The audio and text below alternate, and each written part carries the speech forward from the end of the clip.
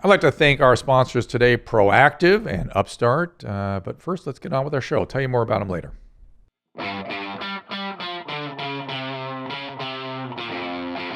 Hi, I'm Dr. Drew, and this is Dr. Drew After Dark.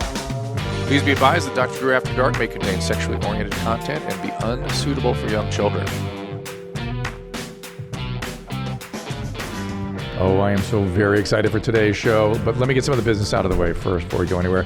Remind you guys to send the emails. We love them at drdrewafterdark@gmail.com. The voicemails, you're doing a wonderful job with that. I will regale my current guest with some of those glorious tones that you bring us. 818-253-1693 is the number, 818-253-1693. And I got to, for my wife, get some business out of the way. The Dr. Drew podcast, Adam and Dr. Drew show, This Life, #YouLive. And go to drdrew.com for all the stuff there. And there's always, of course, this show, which we appreciate. And we appreciate our new guest, our next guest, Heather McDonald. This is so exciting, Heather. I'm so excited to be here. I wanted you on this show for quite some time. I thought we'd have fun together. Thank you. Tell me we about, do always have fun together. We do. And I want to get back on Juicy Scoop and get Juicy Scoop and get another update on your brother. Oh, well, that's coming around the corner. Is it? Is he still in prison? He is still in prison, and he might be getting out soon. I bet you guys in the control room that he's one of the cool guys that watches this show. I'm pretty sure of it. What makes him so cool? Oh God, it's scary because he has a weird. His trigger is kind of me and thinking I'm like took all of his money because he's the firstborn male, even though we're from the same parents. So his trigger is like bringing up how much my college education cost. Oh, I see. And that I therefore took away from his inheritance. And you know how like some psychotic people, it's like they think aliens are following them. Or, yeah. It's that I did a stand-up special 4 years ago. And that's... And he thinks I have like millions of dollars from it. Oh, I see. So I'm hoping other comedians will chime in and let him know that I do not. No, it doesn't work that way. So yeah, he's constantly like, I need this. And then Peter would be nice and like Peter, your husband. Yes, and when like say, hey, we're not going to give you a condo when you get out, and we're not going to give you birthday presents, but here's a book. And we sent him a couple books. We sent him Caitlyn Jenner's book because I thought he would enjoy it, and he did. We sent him David Spade's book, and then he's like, thanks for the books, but God, I mean, Heather has millions of dollars.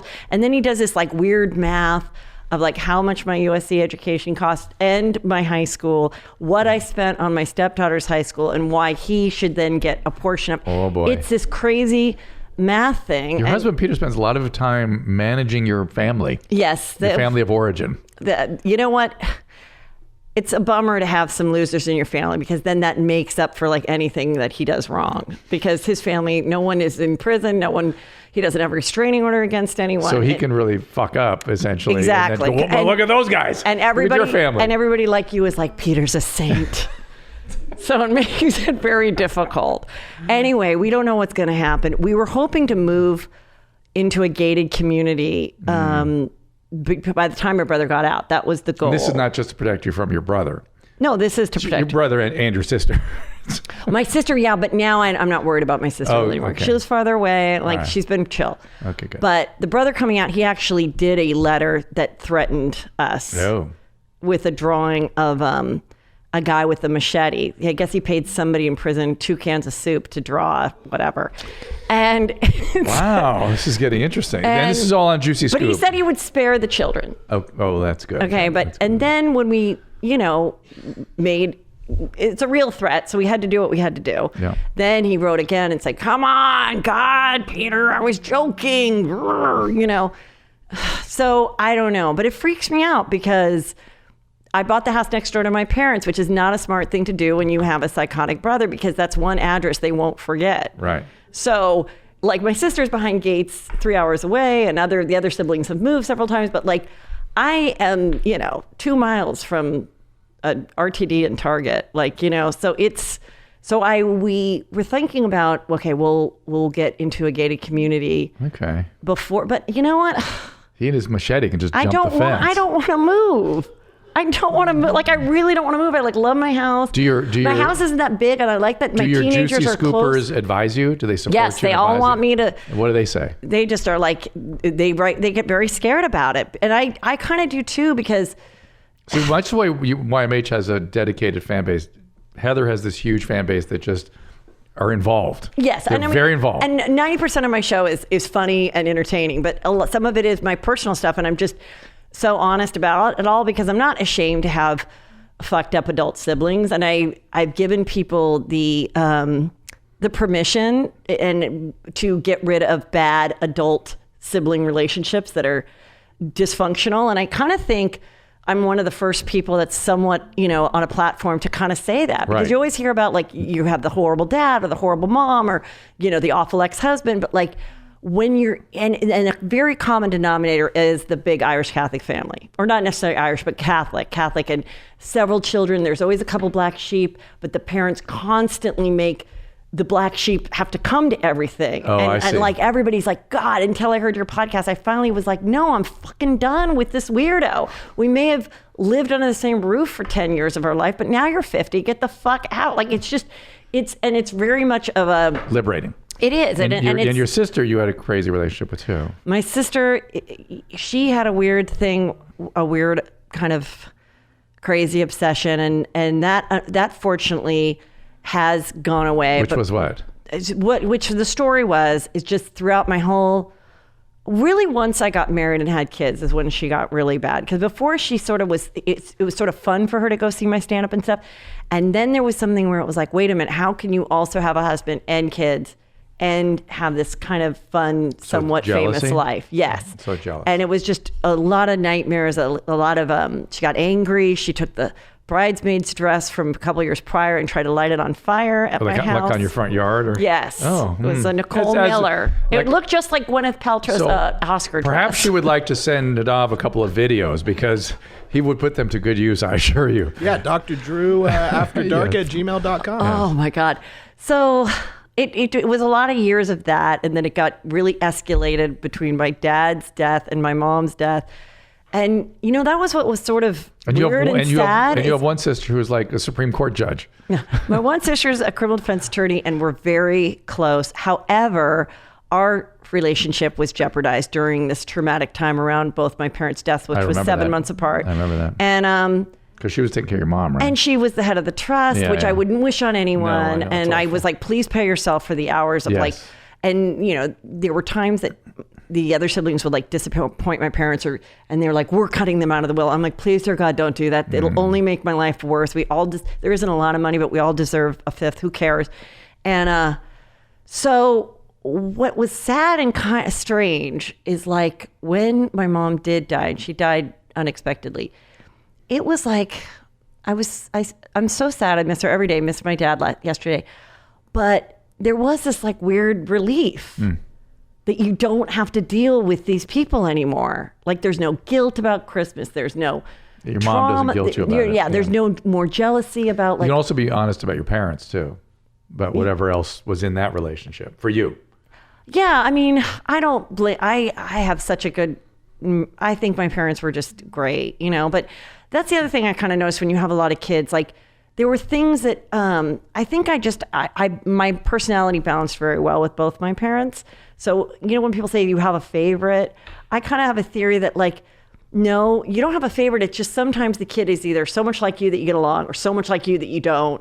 And then there's another child that just is an easier flow. Like like any other people out in the world. Yeah. My mom was sort of snarky and there's certain things she would say that would maybe hurt my two other sisters, but I kind of had the same sense of humor. So I was like, oh God, who cares?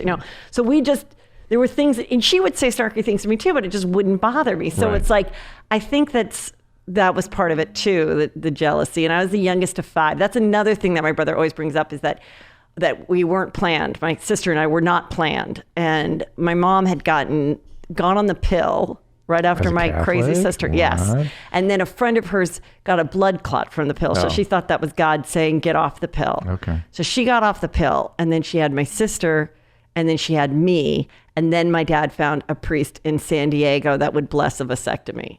And he drove down there. And after his vasectomy or before. I don't know. He didn't do it. Does he show up in the operating room? He wouldn't do it, but he would like forgive you for getting one. I see. Because my dad was like, I cannot. You gave him a couple of rosaries and Hail Marys. But what's weird is like I knew those details. Do you still carry all the Catholic shit around with you? Well, the good part about the cat, but I was going to say the thing about that is weird. Is like I knew that story at like 5. Like how that we were mistakes. Like you said, perfectly normal family. Yeah, we were mistakes, but they'd be like, but you're the best surprise ever. So then in my brother's weird letters, he's like, you weren't planned. You were a mistake. Yet, you cost mom and dad all this money because you went to USC, because the 3 of them didn't, the older 3 didn't go to college at all, but whatever. So it was just that kind of stuff. Oh, do I carry the Catholic stuff? I love that I was raised to have a relationship with God. And I love that I was raised... You've forsaken that in your comedy, though.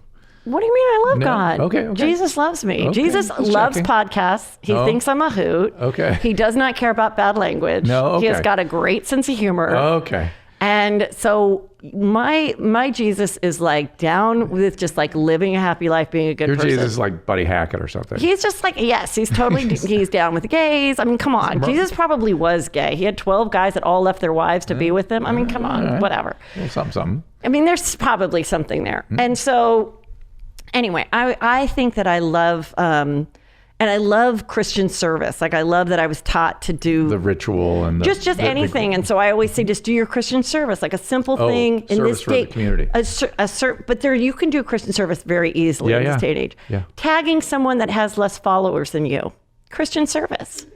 Though people fight it, they don't want to do it. They don't want to share the wealth. They don't want anyone to know about you. They do their whole podcast. You're like, could you at least do a swipe up, motherfucker? No, I can't. I just had Kyle Dunnigan on, hilarious comic, loved him, was so excited for him. And I go, oh my God, my Juicy Scoopers who are not that big into comedy, I've introduced them to so many comics. I'm sometimes the first stand-up show they went to. Now they go to see all my friends. And I go, they'll definitely go see you. And, and I'm like, Ed, make sure you tag me because you've got like 500,000 Instagram followers. And he goes, no, I don't do that. I don't do any podcast. I don't support any podcast. And I go, oh, well, but he was an atheist, so he doesn't understand. I see. He doesn't, right. I understand. He doesn't know logic, how, there's karma, but there's also Instagram karma, whatever, gram karma. Yes. So then all my Juicy Scoopers, I left that in, that he wasn't going to post about it. Yeah. And the next day after my show, he did a swipe up for Adam. And I go, you know what? When people say, why is it hard? Is it hard to be a female comic? And I go, no. It's been great. I'm so lucky. No, that's exactly what it is. That's exactly what it is. The bro school on Instagram. Yes, exactly. Yeah, that's rough. So I've never had you describe your parents to me. What were they like? My parents were very funny. What's your dad like? Very gregarious and fun, but also horrible temper. He was a no trauma there. He was a Marine when he 17 to 18. 17 to 20. Then the war ended, World War II. Then he went to college and played football for Hofstra. Then he got into sales. Then he was like straight up Mad Men. He worked at McCann Erickson, and like literally there's scenes and furniture and everything from that show that I was like, oh my God, we had those same glasses, and like the whole Mad Men thing he lived. Irish and then, Catholic. Yes, drank the 3, like every night was, the wine and then the sherry after the wine and then the beer with the walk with the dog. And then though, I don't think he was an alcoholic because then one day the doctor said, you can't have this alcohol anymore with this medication. And he just stopped drinking. And that was kind of it. He really never had like anything after that. Did the doctor give him some pills to compensate for that? Well, I don't know. I'm sure like he, had a million ailments. So, I mean, sure. How old was he when that happened? Oh, like he died at 88, but probably by like 68, he stopped drinking, or 65 altogether, like kind of altogether. Interesting. And he, but he had a very bad temper. So a lot of yelling and that was very hard. Was that at you, your mom, the other kids? It was he called it dad. He called it disappointment, anger, and then depression is what would happen. We call it Dr. Drew After Dark. which is also disappointment, anger, and then depression. That's when you finish here today. Probably. Jesus, this is like, I've never been to therapy for myself. What's wrong with you? I've only gone to therapy. My parents would bring me to their therapist. Another fucked up thing. Mm-hmm. Isn't that about the worst thing you do is bring your child like you said, as an eyewitness to the fights? Like you said, your family was perfect. Your parents were perfect. Everything was great growing up. Perfect. But you know what? This is what's great about my parents. They were funny. They were funny, and they thought I was fabulous. They did. What's great about your parents? They loved me. They thought I was the greatest. It's a little bit of an. No wonder your brothers and sisters are jealous. They hate it. Yeah.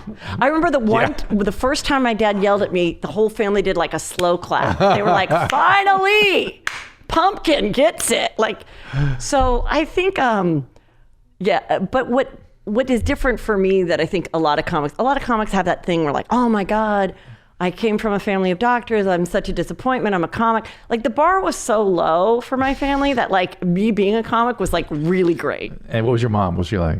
My mom was very, very conceited. So she definitely thought she was beautiful, and she was beautiful. And she was a Badger Beauty from the University of Wisconsin. And she would tell people that all the time. They don't have that anymore because it's obviously like horrible and sexist and all that. Yeah.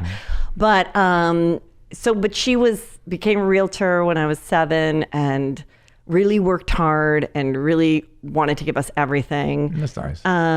Never was like into like labels, clothes or anything she always looked nice, but she was not someone that, as long as her home was nice and her kids were getting a good education, that's all she cared about. How'd she end up out here from Wisconsin? Because she met my dad in Chicago. She was straight up Mad Men. She was the copywriter and he hit on her and then they got married. And got pregnant, then got married? No. That's Mad Men. No, do you know That's the Mad Men thing. You know what a virgin she was? What a virgin was she? They tried to do it and the hymen was so, or whatever. Fibrous. She had to go to a doctor. They have to cut it. She had to go to a doctor. We call that a fibrous hymen. And they told you that too when you were 5? Yes. Jesus. Yes, absolutely. Being a virgin until you're married was a huge... No, but the fibrous hymen and the... Yeah. Okay, fine. Yeah, they really had no secrets. And so, this was the best stories. As my dad got older, then he started to drop some juicy scoop. Oh, okay? like what? Like then I would say, Dad, are these things the Mad Men really true? Are people cheating like this? And he goes, actually, a lot of the junior associates were fucking the owners' wives. Oh. Yeah. Why say ooh? It's not like it was big. It was like a little cougar thing. It's not ew. No, it's ooh because these guys were relying on their junior associates and they sweep in and... Well, he said they were such assholes. He was like, good, go for it. Oh. He hated the main owners. But anyway, what was funny about my dad is so then he started to drop some juice. But a lot of the stories he would tell me over and over again. And the best story he ever told me was he's like, so, they grew up in Long Beach, Long Island, New York. And he's like, and my one friend and I, we went and we used to smoke these cigarettes in these caves or something. And then we saw these 2 older brothers of our friends. And I go, okay, Dad, I got to go. And he goes, all right, well, I won't bore you anymore. Anyway, they were fucking each other. I'll let you go. And I go, what? I go, wait a minute, Dad. I go, this story you're holding back, at 86 years old, I've heard every fucking boring story. Now, wait a minute. You and you're 10. They go to a cave. They see 2 15, 16-year-old boys that they know from the neighborhood, older brothers. And they are complete butt fucking. And I go, Dad, what happened to these guys? And he's like, one, Monty McKinney, had 9 kids and whatever. O'Brien had 11. Uh-oh. And I'm like, Dad, this is like a Brokeback Mountain. This is so sad. Yeah, and he goes, sad. oh, I think they were just experimenting. I'm like, well, have you fucked anyone in the ass? He's like, no. And I go, well, then I don't think it was that. How was this story never told to me? He didn't. If I would have left 1 minute earlier. He didn't break stride with, your mom. But anyways.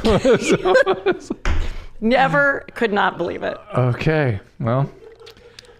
Anything not quite as vivid that we could that we can talk about? Yeah. No, I mean, it was just, dinner every night on the table. Did he glamorize the Mad Men years? It was in Chicago, right? Yes, but then my mom started doing real estate here.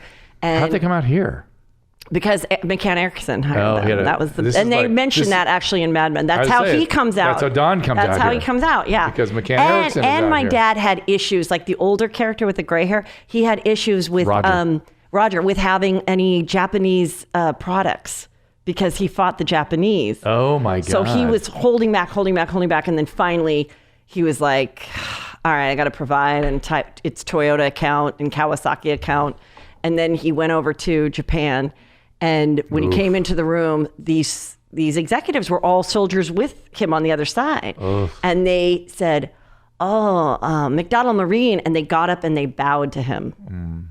It was very interesting. And it's such a great story of like after war and capitalism and like, you know. People getting on. And this never happened since then. But anyway. Well, in Vietnam it happened. Yeah. So, I mean, same time, where they, where it was different. And then they saw the way of like life could be better and appreciate that their lives have changed. Where was he in the Pacific? You know, what kind of ship he was on or anything? I asked because my father-in-law was on one of those. I don't really remember. I mean, I know that he was preparing to invade some other place. Well, he was a Marine. He was a Marine. Yeah, my father he was in practicing the parachuting to invade before they dropped the bomb because nobody knew about the bomb. And he set out, he knew he was going to die because he's like, they knew they were shooting ducks. They're floating down. And so he was like, I was ready to go, okay, well, it's been fun 20 years. Like, that's it. Like, you just accepted that you're going to have to die. Isn't that crazy? And so then they all come home and nobody got any therapy or anything. And he never, ever talked about killing anyone or anything. Just funny stories. Oh, this guy got shot in the butt. This guy used a Purple Heart when he really didn't deserve it to sell suits 10 years later. Like, just little things like that. And then he goes... And then when he was sick and he had like this minor stroke or something, and I was visiting him and he was kind of coming out of it, he was like, and he basically told me the story of the man, he killed two men, Japanese soldiers, and he saw their eyes and he had their wallet. He like kept their personal stuff. And wow. it was like so sad because you're like, this guy's 88 years old. This happened when he was 18 or 19. And this is what, in his moment, of coming out of a stroke, and that he is sad and has guilt about. With, yeah. And so you're like, I can't imagine what they go through, and especially back then when you don't have the therapy and you don't, And so. When did comedy happen for you? Comedy happened for me. Well, when I was really young, my parents would always, we don't mean to brag, but we had cable. And we were watching A&E Evening at the Improv when I was in high school, and we'd see Ray Romano, or maybe even before then. And they would be like, one day you're going to be on that stage at the LA Improv where they tape it, and you should be a comic. And then I went to USC, and I was like, no, I'm not going to be, a waitress at 27 struggling. I'm going to, like run a business. And then right after I got out of school, I had this awful job being an assistant buyer for Robinson's May, and it was really boring and it wasn't creative at all. And luckily for me, they fired me because I probably would have never quit. And they fired me, and it was one of those things where the girl's like, hey, can you come down to Human Resources up around, I don't know, 5:00 on Friday? I'm like, that doesn't sound good. Oof. And then I saw her earlier in the day, like coming down the escalator, and I smiled, and she like looked away. the other, yes! And then I sat down and she goes, today's going to be one of my hardest days because it's going to be your last. And I was like, oh. And but then I told her, I said, well, actually, I'm taking these stand-up comedy classes and I have a show in a couple weeks. Would you like to come? And she came. Oh my God. She came and she was so happy because she was like, you should not be doing this. Like, that's you should why she fired you. Yeah, you should be doing something that's like fun and da-da. So I took a class. I took a Learning Annex class, and then from there, that woman taught like a 6-week course, and you got a little, and then once you have like the 10-minute show is when then I could start building it and going around town. And then my first real job was writing for Keenan Ivory Wayans on his late night talk show. I was on that show. Yes, I think I remember. Oh, that's so crazy. You guys, all I remember that show is you had like 9 different producers, EPs. Well, when I went on for it, Didn't you? Was that show, or was that? Oh no, he fired people all the time. Right. And so I knew that all the writers were getting fired, but I knew that if you got fired, because it was Writers Guild, you got paid for 13 weeks. Oh. So I was like, okay, then fire me. Who the fuck cares, So I went, and in that particular instance, it was like he was looking for a white woman. So for me, that was just great because he had like 6 white guys and 6 black guys, 1 black woman. And so then I filled that, and that was, it it was a weird experience. That was kind of hard. I just didn't know. And I didn't appreciate having a Writers Guild job at 27 years old. How cool that is. How great that is, and how I should have like kept with that. But I still wanted to be a star. When did the Chelsea thing happen? The Chelsea happened in 2007. Yes, it's the summer of 2007. Like May is when we got hired. Then we had 6 weeks, and then I thought, okay, this will go for like it's weird. 13 I weeks. just realized I was the first guest on the because Peter Johansson was somebody I worked with years ago. Oh, yes. And I think I was on a practice show in the early... We did the practice shows. Yeah, I think I was on a practice show, and I brought in a DVD of this new thing I just You finished. showed it to me. No, it wasn't a practice show. It was you, Laura Kilmartin. Is it Kilmartin? No, not Laura Kilmartin. Laura... Keitlinger. Laura Keitlinger, and you and me. And afterwards you go, this is crazy. I don't even know how legally this is going to happen. Show this thing And you showed it to me, and it was Celebrity Rehab. Celebrity Rehab. Yeah.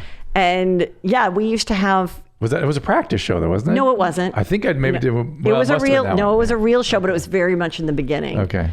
Because then we graduated to like having all comics. But in the beginning we had like one news person, one comic, one expert. Then we went from 2 comics to one like different type of person, like you or a reporter or something. Yep. And then we just went all comics. We had Claire Titleman on here a couple weeks ago. Oh, yes. She's doing well. Yeah, she's fine. Yeah. I need to take a quick break from the show to tell you about our new sponsor, Proactive. I am delighted to talk about these guys. I've been a fan of this product forever as a physician. I've seen it help many patients, my own family, my kids use it. I use it. Here's the deal. As a parent, there's nothing worse than seeing your kids struggle with acne when they're going back to school. And in today, with medicine today, you shouldn't have acne. There are treatments for it, and Proactive is a perfect place to start. And so it contains a product called adapalene, which is something that dermatologists have recommended. It's what we call a topical retinoid. It's been used for treatment of mild to moderate acne forever. I've used it, my kids have used it, and now that Proactive has it, I'm delighted. It's the first prescription strength retinoid that is FDA approved for use in the treatment of acne without a prescription. So finally we have a retinoid over the counter. I'm a big fan of retinoids. They're good for your skin. They prevent cancers even, and of course they treat acne. It's safe and effective. They have a 3-step program. Oh, I got to mention that, of course, Proactive is America's #1 acne brand. It's helped fight acne for almost 25 years. They've been around for a long time, and now this is their next generation acne treatment system. It's called Proactive MD because it has these products that used to be prescribed only. Have your kids go back to school feeling their best. It's a safe and effective 3-step program. There's a face wash, daily oil control with an SPF 30. Again, the sunscreen is critical. We all have to remember to put that on, and this does that, and then the adapalene gel. And right now, for our listeners, we have a back-to-school offer from Proactive you cannot get anywhere else. With your Proactive MD order, you'll receive a free Proactive's on the go bag, it's called. It features a T-zone oil absorber, body acne wipes, and green tea moisturizer, close to $100 value for free, plus free shipping with a 60-day money-back guarantee on your product. And you're not going to want your money back. I know how adapalene works. It works like crazy. So do not wait. Go to Proactive. Again, I think you know how to spell that. Proactiv. Proactive, no E. Proactive.com/Drew. Not Dr. Drew, just DREW. To get this offer. Again, Proactive.com/Drew to order and make your kids' first day back to school their best. And if you have adult acne like me, get on this stuff. Stay on it. You'll be happy you did. And next up, our sponsor, our friends at Upstart. As most of you found out the hard way, it's easy to get into debt, but hard to get out, especially if your FICO score is not great. Thankfully, now there is Upstart.com. It's a revolutionary lending platform that knows you are more than just your credit score. They offer smarter interest rates to help you pay off high interest rate credit card debt. Upstart goes beyond the traditional FICO score when assessing your credit worthiness. They actually reward you based on who you are, your education, your job history. It's in the form of a smarter interest rate. Upstart believes you're more than just your credit score. They believe in you, and they understand that. They make it fast, simple, and easy to check your rate in just a few minutes without affecting your score. It does not affect your credit score to check it through. Best part, once the loan is approved, most people get their funds the very next business day. How about that? The next day. Over 200,000 people have used Upstart to pay off credit cards, student loans, fund a wedding, or just make a large purchase. Free yourself from the burden of high-interest credit card debt by consolidating everything into one monthly payment with Upstart. Here's the deal. See why Upstart is ranked number one in their category with over 300 businesses on Trustpilot, and hurry to upstart.com/Dr. Drew to find out how low your Upstart rate is. Checking your rate only takes a few minutes and it will not affect your credit score, will not affect your credit. That is upstart.com/Dr. Drew. Find out how low your Upstart rate is. It is at upstart.com/DRDREW. Now let's get back to the show. Well, it's now time to break your hymen, honey. Yes. I'm sorry, but you'll permit me to show you what are essentially, from your mom's house, Christina's new obsession is TikTok, okay? Okay, great. And, slow down. Slow your roll, gentlemen. And your mom's house, of course, has videos. And the videos are of cool people, like your brother. Yes. And Christina has, and I love being updated on all that's going on at your mom's house. Yes. And she has a new obsession of sending these to our group chat. She sends these to the group chat. Is that what happens? Yeah. So, Yes. so Christina's on this website, TikTok, and every couple of days she just sends a huge batch of videos to me, Potter, and, Got it. and Tom. And we just thought that maybe we'd share it with. I'd love to see it. Because you Now, love seeing all TikTok, these weirdos. explain what TikTok is. That where you're singing a song, or what is it? It's just a short video, like a Vine. What is it? I think it's really similar to that. I think Okay. it started off as kind of sing-alongy. Okay. And then people have just kind of created their own separate lanes into it. And Got it. Nadav will have some questions for us to follow. Got it. I love it. Some comments or questions to follow. Here we go. This video is just for Hufflepuffs, so if you're not a Hufflepuff, then please keep scrolling. Screwing? Scrolling. Scrolling. Are they gone? Okay, so I told you motherfuckers, you need to restock the hot cocoa when you're done with it. I can't deal with the bullshit in the school. Fine. So that's the first one. She's very in the Harry Potter vein. Yes, I saw that she has that wand that retails for about $44 at Universal. Really? Yeah. Is Huff and Puff a Huff Puff? I have never read a Harry Potter, and I'm proud to say my kids are not nerds. They don't like to read at all. How are your boys? Now, last time I heard they were giving each other grief about Slumdog Millionaire. You're going to fall in the poo. No, you are. My boys are 16 and 13. Oh, and the humanity. my younger one, maybe you can answer this, because my younger one just goes, I hate Drake. He's the older one. I hate Drake. I can't stand him. And I just sit there, I go, listen, you've been in an abusive relationship With for him? 13 years. Yeah. But you've got about 2 years left, and then you'll be free. I don't know what else to say. He doesn't really beat him up, but he just kind of bothers him. But they get over it quickly. They get over it. It'll flip. Something will flip. Okay. They're good. They're good. They're fine. But so wait. But yeah, they're not so much poo humor anymore. Oh yeah, we still love the poo humor, okay. but they also like to. We also like to hate watch TV. Like we like to hate watch America's Got Talent and stuff like that, and that's fun with them. Anything else you hate watch? 911. Oh. Yeah, Cops. Yes, some scripted shows we like to hate watch too, and it's really fun because a lot of people don't watch anything with their family. That's why I don't want a big house. I like that it's like. You're together. You're together. I think that's a problem. Do you think that's a problem with kids and drugs? Like when the house is so big, they don't even know where the kid is. I was at a friend's house and the kid's like texting the mom. Yeah. I mean, at least I can hear my kids when they demand, make a sandwich for me, woman. I hear that and I do it because I go, I only have 2 years At least left. they're not saying bitch anymore. That's good. No. So more Just video. call me woman. Yeah, so we have quite a few of these. So at any point, if you guys want to tap out, just let me know. We can move on. All right. Fine. Since It's all her. I have to fucking do this. Oh wait, I saw this one. Yeah, because I follow Christine. We have 2 videos from Bad Arena, and then the rest are all spin-offs. Bad Okay. Arena. But is this the same girl as before? Because that's crazy if there's 2 people that look No, this similar. Yeah, this is the same girl as the first video. Thank God. Fine. Since I have to fucking do this. Hi guys, I'm Batarina. But please don't ever fucking call me that when you talk with me. Please call me Rena if you have to. If you couldn't tell, I'm a 21-year-old vampire. Just look at the fucking bat ears on my head. Okay. And one thing to definitely know about me is do not ever fucking piss me off. That's the wrong thing to do.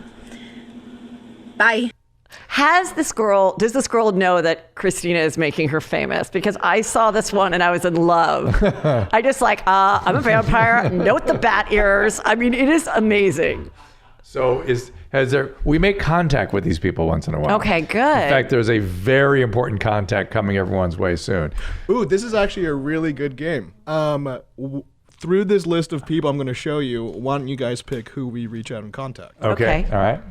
So that's Batterina. I'm Batterina's right now, number one. Battery is up. We've only seen one person. I got to get up and get a pen here. Hold on. Just waiting for my lunch. Just waiting for my lunch. Just waiting for my lunch. I ordered a buffalo burger. Yep, a buffalo burger. Okay, bye. I'll show it to you when it gets here. Okay, bye. Okay. Oh my God. He's coming in close. I know you're not a dermatologist, but what the fuck is going on with his head? I suspect that's a cyst. And who knows? I'm going to say no for this one. I don't like the way he talks. Keep going. Okay, story time. I'm not a racist. Just because I say the N-word in a video, if it's there, I'm going to say it. I'm going to mouth it. I'm going to say it. I also have black cousins. I have black friends, and my brother's girlfriend is half black. I'm not a racist. Oh my God, that's She's pretty cool. Yes. She's a cool dude. She's a cool person, and she's a fucking racist. She's as racist as you can possibly get. So here we go. So I can't vote for her. Hey, thank you, man. T, let me see that wound. Oh, you'll be good. It'll heal up in the next day or so. We can't leave until this sandstorm goes away, though. So. Wait, so they're in a sandstorm? Right, so that's another lane of TikTok is like military response situations. Yeah, but he has like a Nerf gun. Yeah, I think that's a prop. So is he kidding about the sandstorm? No, yeah, I mean this is all clearly a script. Yeah, you guys you said you just said that you liked scripted. Yeah, shows, yeah. right? He just but she likes hating scripted shows. So this is not what we hate. It's all right. Okay. I'm still thinking about the girl who's the racist. She's a white supremacist, not a racist. I'm trying to figure out what she is. You know what? I don't think she is. I think she's just really ignorant. Right. And she's I'll give her really that. ignorant. But that makes racist very often. Okay. Here we go. Keep going. But she has black cousins. Okay. Hello, this is Captain Marcel. My sister went down. I'm going down to the mountain to save my sister. Tell everybody I'll be back. I need to back up.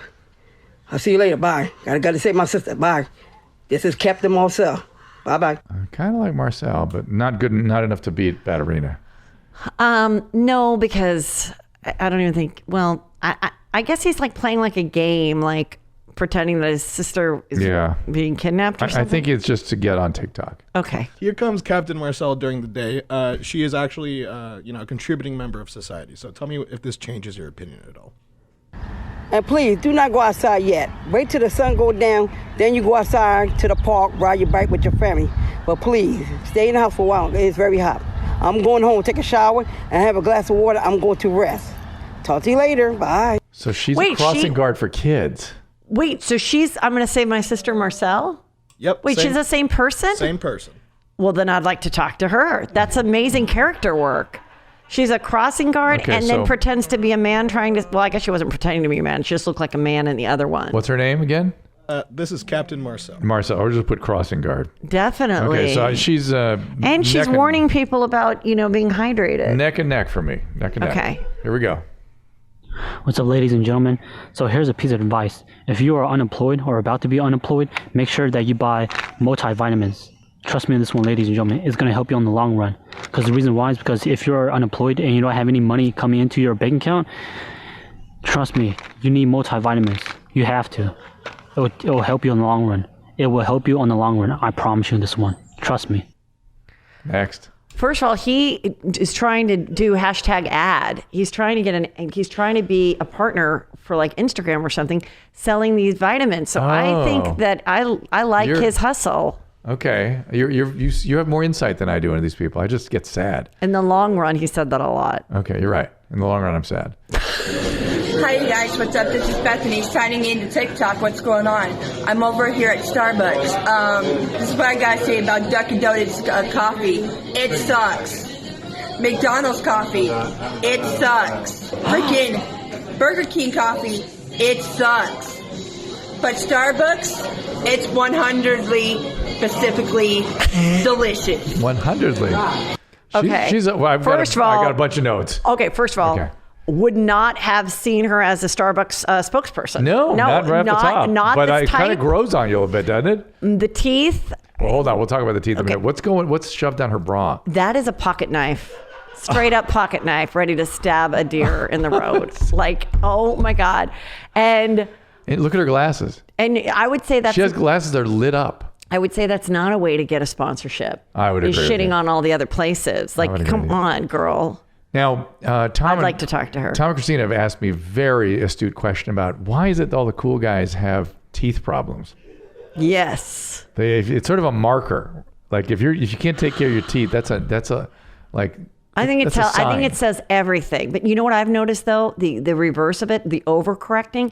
Now all the reality stars are getting big, huge teeth. Like Did they're you getting see? Yes. Did you see Simon Cowell? He just got some new choppers. Like they already had veneers, but they're going back and getting bigger ones. Oh no! To make big, wider smiles, and it's a little jarring. Ew, that's crazy.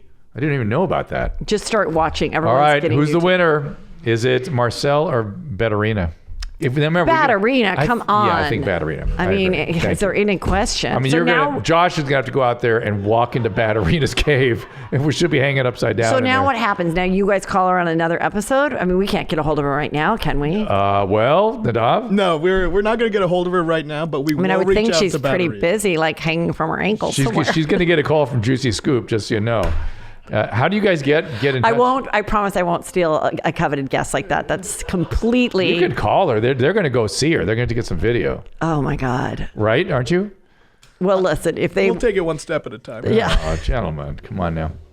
All right, so part of this show also is Loveline-esque. I love it. All right. Questions and Yeah, stuff? questions. Good. Let's start with... then we're going to go voice messages in just a second. But first, Okay. we'll go to a fax or an email. My boyfriend and I enjoy rough sex. Sometimes I'm convinced our activities have bruised my cervix, as it's quite painful for a day or two. My question is there a possibility that our activity can cause my IUD to shift out of place or even perforate my uterus?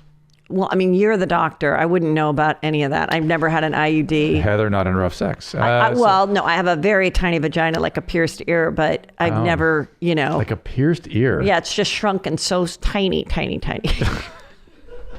Is it But I have it's never embarrassed. It's a shrinking it's vagina. just so yes, I don't need any Vagijuve or anything, so I No. can't answer this question. But you go ahead. And how many after 2 kids? It's pretty good. Yes. So you definitely bruise your cervix, and you can also bruise your ovaries and tubes. Even round ligament can get pulled and bruised. You could do something to your IUD. You could. I mean, So does that mean that the dick is so big that it's like going up into places in your it means insides? they're pushing so hard that it's hitting up against the cervix with force. Doesn't necessarily have to be that big. Okay. Let's see. Hang on. There was a good one I saw here. Where is it? Now, guys, give me a second. It might be it's over here.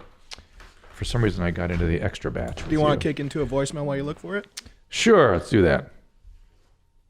Hello, Dr. Drew. Thank you so much for Loveline and your many other endeavors like Dr. Drew After Dark here. I grew up homeschooled 20 miles outside of Tucson, super sheltered. So you and Adam Carolla were my sex education, for better or worse. Here's my question. How dare you? I've got this blanket. I don't know, I guess you call it a comfort blanket or maybe a security blanket. And I enjoy having it around. I sleeping with it under my head, hanging it over my shoulder, just generally having it close by. But as of April, so I guess what is that, like 2 months now, 2.5 months or something like that, I stuck it in a box because I'm married and, 35 is about 30 years too old to have a blanket. Indeed. It just struck me as kind of odd to this behavior. And so I haven't had it. It's jammed in this box. I don't long for it. I don't think I'm addicted. Putting it in the box hasn't been a problem. I haven't been tempted to pull it out. Why are you calling? And my aim is to leave it untouched for a year just to see where I'm at. See if you can do it. In a year from now, am I going to be, it's so good to have you back blanket. I don't have a name for it or anything. It's just a blanket. And I'm just curious to see what your thoughts are. All right, stop. So it's called a transitional object. Did your kids have transitional objects? Things they sort of cling to as a way of sort of dealing with the more I think autonomy. it's just the Xbox now. Yeah, the Xbox But is no, sort of- there was never any Okay, and sing so with me. I didn't there was really- some research out just about a week or so ago that looked into what percentage of Americans have some sort of still sleep with some sort of a transitional object, Mhm. stuffed animal, blanket, something. It didn't not necessarily exactly what was from their childhood, but something that at least was a surrogate of Mhm. a transitional object. What percentage of Americans do you imagine sleep with a transitional object? 29%. 30%. God, I'm good. How did you know that? I don't know. I was blown away. I just think I'm very good at stuff like that. Yes, you are. 30% of people have this stuff. To me, I don't think. First of all, I would say. I think that's historically a problem. I don't think it's been like that ever.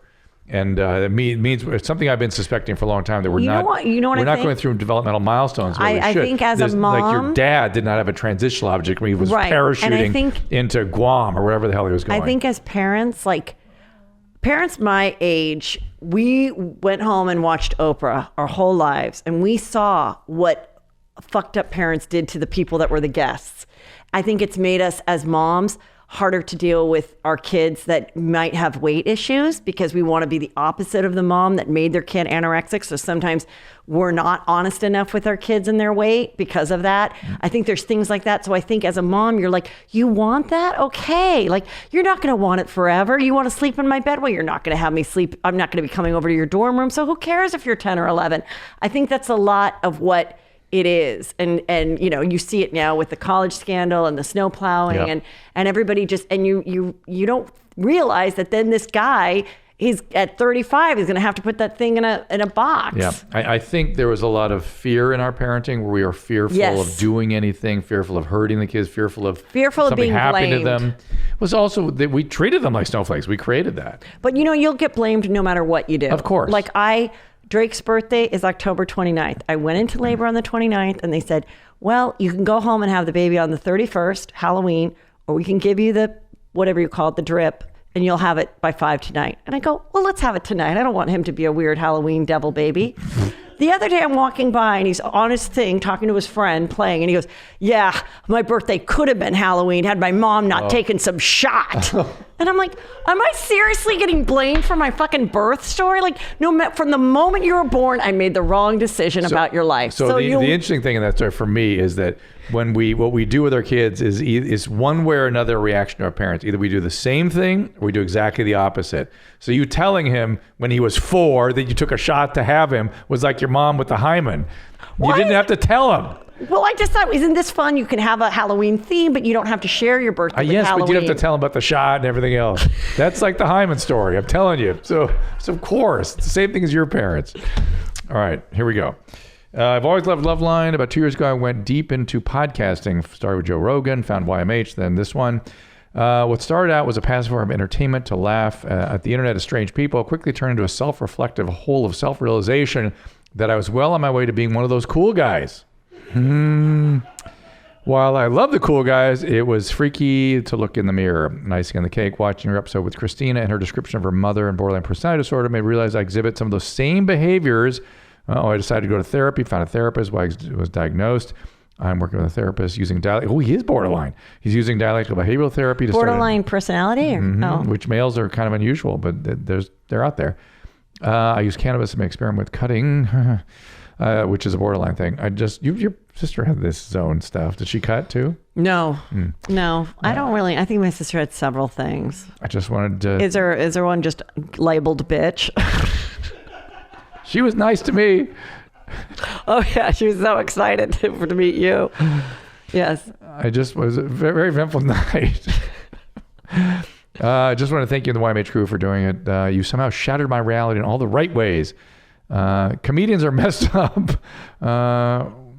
Whatever. Anyway. Well, that was nice. Yes, I know. The point is, it was under a success story. Was how your producer marked it. That's right. You seemed like annoyed that it wasn't that interesting. Well, I thought there was going to be a question at the end. What we do is awesome. When I have aggressive stimulation of my penis, masturbation, I get temporary swelling. It looks like a bump just under the head on one side of the shaft. It goes away in a relatively short time, and I have had this for a long time. Too scared to find out the reason beyond trying Google searches, and that says it's a lymphocele. I should abstain for a few weeks from it for it to go away permanently. See how men are? Yeah. So he's got a growth coming out of his penis because he's so hard on himself. Google says, try laying off for 2 weeks. I can't do that. So what's the other option? What's the other option? I should abstain for a few weeks for it to go away permanently, which I'm sure would not actually work. You see, it wouldn't work, so I'm not going to do it, of course. I'm not sure that's a lymphocele. It could be. It also could be a tear in the sort of a sheath in the penis. You can tear it, and that can lead to scarring and Peyronie's. So because it could be the Peyronie's type thing, it actually is a good idea for you to see your urologist. And trust me, it's no big deal for a urologist. I want to get, Nadav, I want to get Ashley Winter in here. She's like a 27-year-old urologist. She's very fun. She'd be good on Juicy Scoop, too. Oh, cool. And look her up there for me. And she would look at this and just go, no big deal. She does surgeries on penises all day long. Ashley Winter. That's kind of interesting that a woman, because I talked to my cousin, Peter's cousin is a doctor, and he's a OBGYN and now fertility. And he said almost all the guys that are doing, becoming OBGYNs are gay. Or women, because they know that women want to be with women. And so I just find it interesting that a woman then would pursue penis work as her being a doctor. But a lot of the back when I was in training, all the gynecologists were males, and they were rough, like unpleasant to women, exclusively, like really like misogynistic. I mean, I just think every time if you're at a doctor and they're like, okay, you need a referral to a gynecologist, do you want a woman? Oh, everyone's going to say a woman. So it's like, definitely this day and age, if I had a son that wanted to be a doctor, I'd be like, I just don't think you should pursue gyno. I think you'll have a hard time getting enough women to go see you. Could be. I mean, I will tell you what they should say is just somebody good. Yeah. And if there's a female partner in there, just in case I feel I need it, that would make sense. Do you know how many times I get an email because I was at SC during that gyno guy and I never went to him, motherfucker. Damn. I know. I would come out to Woodland Hills and go to the gyno that my mom sent me to. But I mean, that's where I'm like, nobody lies about that shit because it's like, really, would I ever go and pretend that I went to this person to try to be part of a class action lawsuit? Right, and like, no, anybody that's did that. And I mean, God, is USC having some problems. I know. You know what's also weird about that college thing? Every time I'm obsessed with it. Okay. But if I ask kids that are graduating from Viewpoint or rich schools, I'm like, aren't you guys shocked? And they're like, no, really rich people are not shocked by it. And I think what it is like me just being like a normal middle-class person that went to USC. It was like I got in the normal way. My parents could afford without financial aid. They're like, no, we'll get it. We only have one home, but we will get the money. We won't. Why would we try to get financial aid? We're not that bad off. And I kind of think kids are raised whichever way their parents are. There's people that do fraudulent, food stamps, and then their kids learn how to work the system. And then the super 1% privileged, then they learn from their parents that anything can be bought. Yep. If you have the money, you can pay for it. And then it's like people like me. I'm like, I'm the one who's sitting here shocked. Well, also, I got exposed to that. I did some work for the YPO, Young Presidents Organization, and they had a guy on this panel I was on who was a consultant, and they were paying him just tons of money. I thought, oh my God, this is like, I just thought of that kind of thought, oh, that's how this happens. They just escalate it. You know what I mean? There's more and more, and this guy gets away with more and makes connections, pays more people off, and it just becomes this scam. Yeah. So anyway. You know the biggest scam, though, that I want you to look into? Is the thing that's the most interesting is the people that are paying thousands of dollars to have their child diagnosed as special needs so that they can take that was part of the same thing. I know, but it's really bad, and it only exists in some of the richest zip codes in America. 1/3 of the Ivy League freshmen going in apparently have special needs, but none of them do.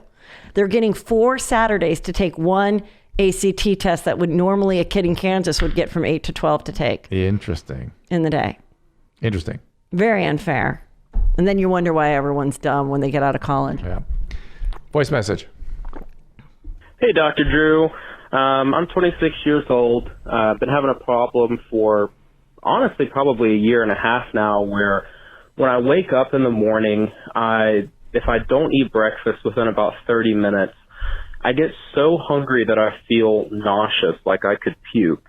Growing up, I never had this problem. I never started eating breakfast until I was probably 22 or 23. Let's and stop now this one. I would need a lot more information. Wait, I know what it is. What? I think he is probably having coffee, and I think something in the fake sweetener is making him nauseous. Could be. Because I just did an allergy test. Yeah. And I would sometimes feel nauseous before breakfast, but I wasn't really hungry. Yeah. And it was that I shouldn't have like artificial sugar. There's a lot of stuff nausea. like that. Yes, a lot of things can do that. So I diagnosed it. That's a reasonable thing. Why the intense hunger though? It's kind of interesting. No, he said he just feels nauseous. No, otherwise. he said I get so hungry I get nauseated. Oh. Yeah, but it may be two different things. He must be very hungry, get some coffee, and then get nauseated, right? By the way, not a juicy voicemail. Yeah, let's keep going. Give me a good one. Give me a good one. No offense. Hi, Dr. Drew. It's John here from Boston. Here's what I'm running into. Me and my wife, we have a, regularly normal active sex life, I guess. I'm starting to get a lot of, marks on the side of my shaft after we have sex.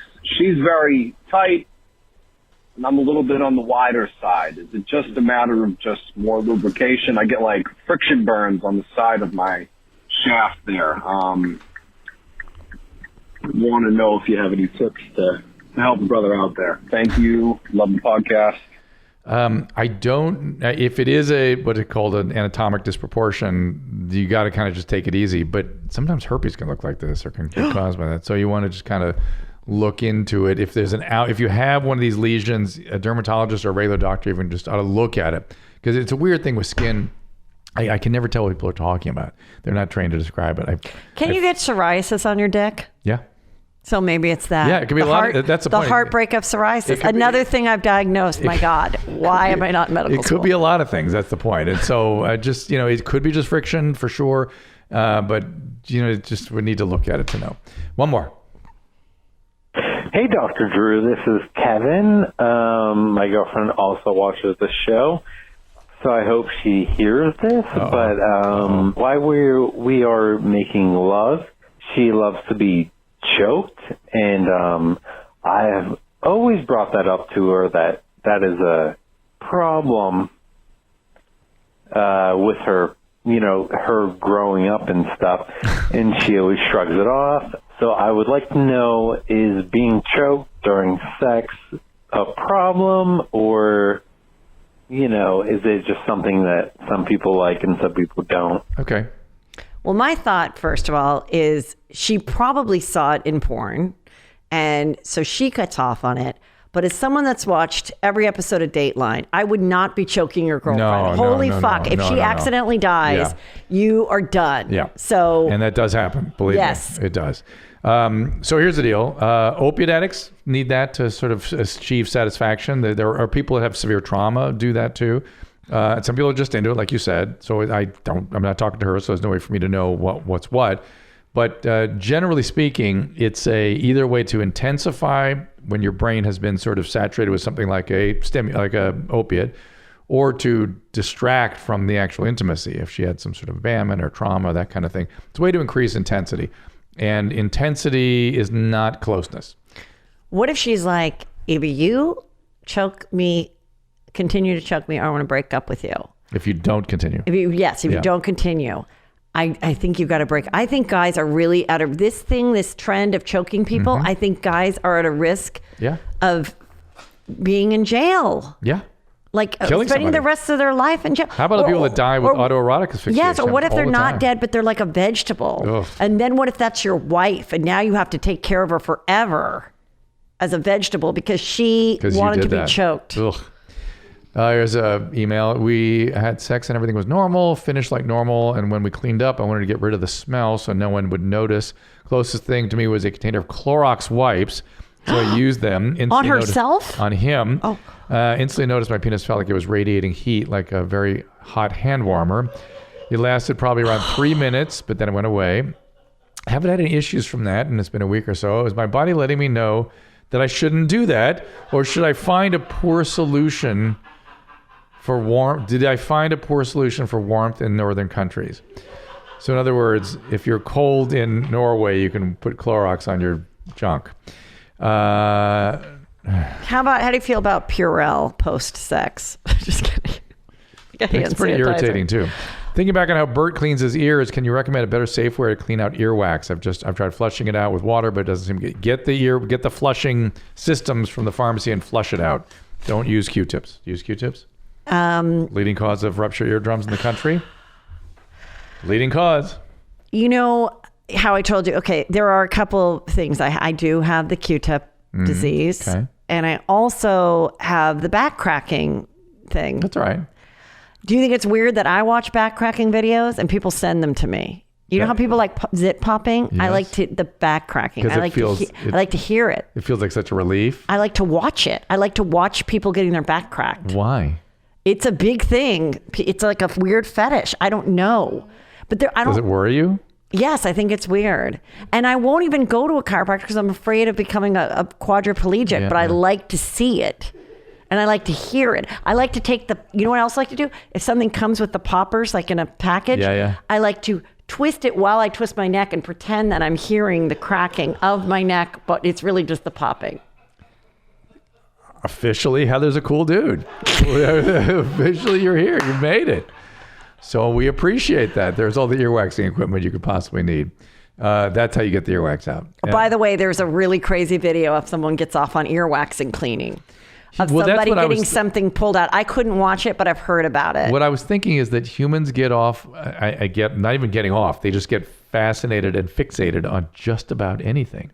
Yeah. You know? It's whatever it is. I mean, the pimple popper lady is huge. Yeah. And then somebody was sending them, and I'm like, I only like hard blackheads. I don't like the pus. This is you. Yes. So there was one with an old lady. She had a blackhead on her back for, 30 years. But it was like a little rock that came out. Yeah. And I went to bed for weeks after that, and I would think about it, about that little rock and how it just came out so perfectly. But then, and then there's other things where I'm just, then like those back cracking videos. What else? Like across your lifespan, what other weird obsessions? What? You have across your lifespan, what other weird obsessions? Oh, so you said cross your legs. No.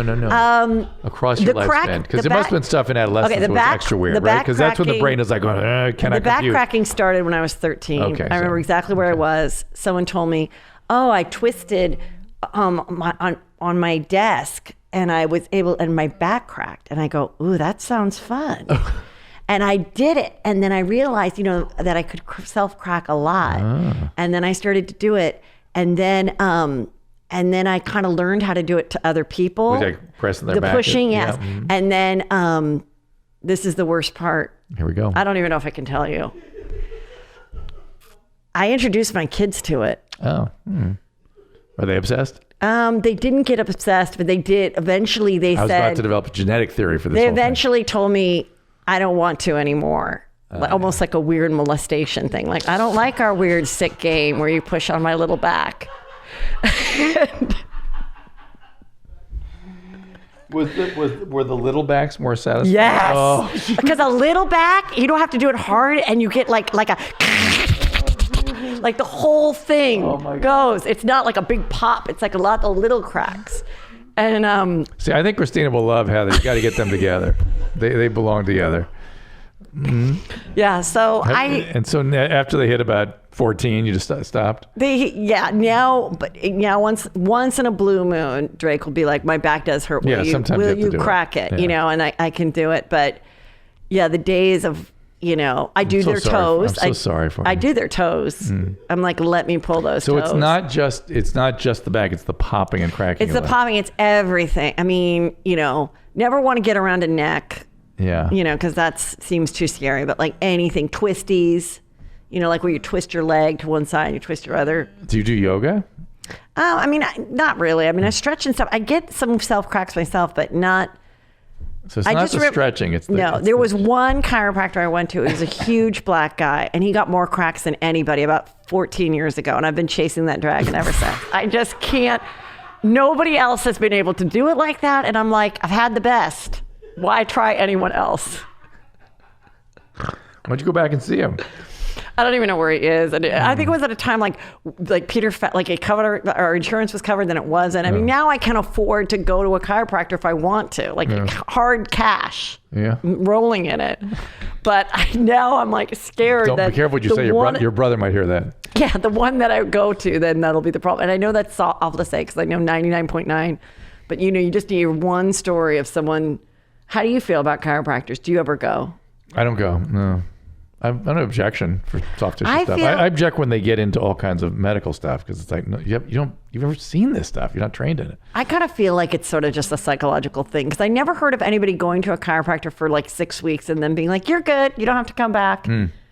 So I don't really know that it like fixes anything. I've seen some low back stuff that gets fixed. Oh, and some really? shoulder stuff that gets better. Yeah.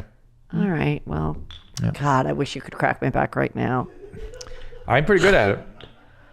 Should we do it? You did it for me once before. Do you remember? No, but Once at Loveline years ago during a break. I didn't know there was a whole fetish attached to it, though. It's a little more uncomfortable knowing that it's a whole thing. I thought you were in need and needed I don't some know. help. I think it's a little inappropriate. Okay. Being that we're both happily married. All right, fair enough. Okay. All right, well, Heather, let's give all the plugs out. So my show, Juicy Scoop with Heather McDonald, it's every Tuesday and Thursday. It's predominantly comedy, but it's whatever's juicy. If there's a juicy crime going on, a juicy story, I have lots of comedians as well as reality stars and regular guests that have something interesting to talk about. And then I do live shows. So my stand-up is great. It's very relatable. Is there a website? Yes, heathermcdonald.net. Your husband will love it. You do not need to drag your husband to the show. He will love it. I do not mail bash. My stuff is very relatable. And it's very escape. No politics involved in my podcast or my comedy. There is so please come. kids and husband stuff. Everything, but it's still edgy and And dirty. you do juicy. You do it's- juicy stuff, too. Yes, it's just all juicy, all fun. Everyone loves it, and lots of dates coming up throughout the country. So come because I'm not. And then don't write me and tell me to come to your small town. You just are going to have to drive 2 hours. These are the cities I'm coming to. And, And that's that. That's that. Just come to the big city, make a weekend out of it. HeatherMcDonald.net. There you go. Speaking of that's it. We'll see you next time. All conversations and information exchanged during participation of the Dr. Drew After Dark podcast or interaction on the drdrew.com website is intended for educational and entertainment purposes only. Do not confuse this with treatment or physician medical advice or direction per se. You must always follow your medical professional's advice and direction. Nothing on these podcasts or posted on this site supplements or supersedes the relationship and direction of your medical caretakers. Please understand, I am not playing the role of physician in this environment per se. I'm educating. I am a licensed physician with specialty boards in American Board of Internal Medicine and American Board of Addiction Medicine.